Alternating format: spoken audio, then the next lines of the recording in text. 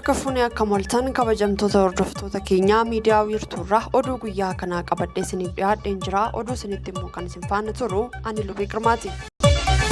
Dureewwan biyyoota garaagaraa yaa'ii gamtaa Afrikaa irratti hirmaachuudhaaf Finfinnee galanii jiru. Hooggantoonni biyyoota Afrikaa garaagaraa yaa'ii dureewwan gamtaa Afrikaa 37ffaa teessoo gamtichaa kan taate magaalaa Finfinneetti gaggeeffamu irratti hirmaachuudhaaf Finfinnee galanii jiru. Kaleessa galgalaa pirezidaantii Naayijeeriyaa Boolaa Ahmed Tinubu, pirezidaantii itti aanaa Seeraaliyoon kan ta'an Mohaammed Juldee Jallo, ministeera muummee Chaad Sekses Maasraa, pirezidaantii Komoros Azali Asomani, ministeera muummee Togo Victorie Tameka, akkasumas pirezidaantii Cape Verde Josi Maria Pereira Nevis galanii turan. Wayita buufata xiyyaaraa idil addunyaa Boolee ga'anis aangawoota mootummaa Itoophiyaa garaagaraatiin simatamanii jiru. Yaa'ichi guraandhala 14 walgahii ministeerotaan kan eegale yoo ta'u, yaa'iin guddicha dureewwan biyyoota ardichaa hirmaachisu ammoo guraandhala 17 aga 18 bara 2024 akka gaggeeffamu odeeffannoon gamticharraa argame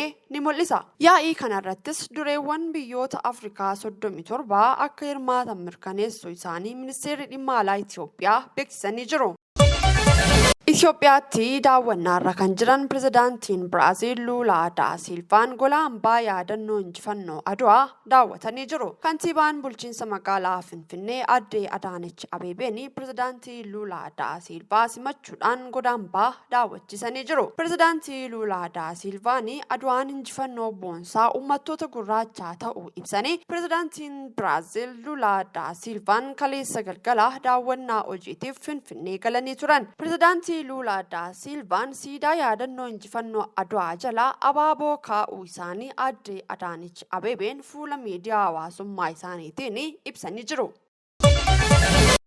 Gumiin Ardaa Jilaamee Bokkoo sirna walharkaa fuudhiinsa Baalii Gujii marsaa 75ffaa Gujii guyyaa lammaffaatiin seera aadaa lallabe. Gadaa Harmuu Faarraa gara gadaa Roobaleetti Baalii dabarsuudhaaf wayita guyyoonni muraasi afanitti jiilli gadaa Ardaa Jilamee Bokkootti qachaa yaa'aa qubatee ture gumii har'a taa'een sirna seera aadaa lallabee jira. Sirni aadaa seera gadaa hanga guyyaa Baalii walharkaa fuudhiinsi raawwatutti kan itti fufu yoo ta'u, labsii guyyaa kanaatiin labsiiwwan seera gadaa, seera intalaa fi ilmaa yookaan fuudhaa fi heerumaa ni lallaba. Gumiin kun guyyoota 5 itti aananiif kan itti fufu ta'uun kan ibsamee fi sirna walharkaa fuudhiinsa Baalii gadaa Gujii kanaan waggaa 8 bara aangoo isaanii xumuranii Baalii gadaa Roobaleetti kennuudhaaf qophii taasisaa jiru.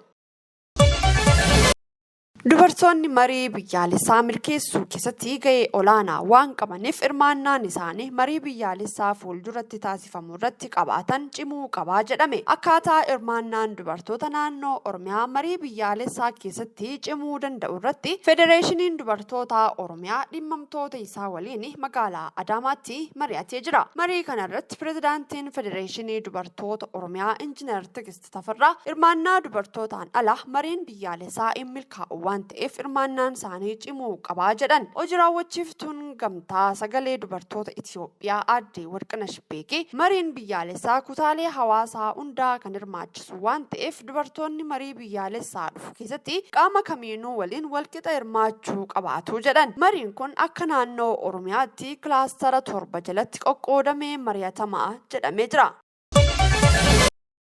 Naannoo Amaaraa godina Walloo Kibbaa aanaa Dalantaatti albuuda Oppaalii utuu baasaa jiranii namoota lafti irratti jigee baraaruudhaaf yaaliin taasifamaa ture adda cituun himame. Yeroo lafa qotaa jiranitti ammas jigee balaa biraa akka hin dhaqqabsiifneef jecha dhaabbachuu isaa aangawoonni godinichaa himanii jiru. Namoota albuuda Oppaal osoo baasanii lafti itti citee erga awwaalamanii guyyaa 6 ta'e baasuudhaaf laficha qooffaruun jalqabame addaan cituu kantiibaan bulchiinsa magaalaa Wagalxeenaa obbo Tasfaayee Alamnoo himanii jiru.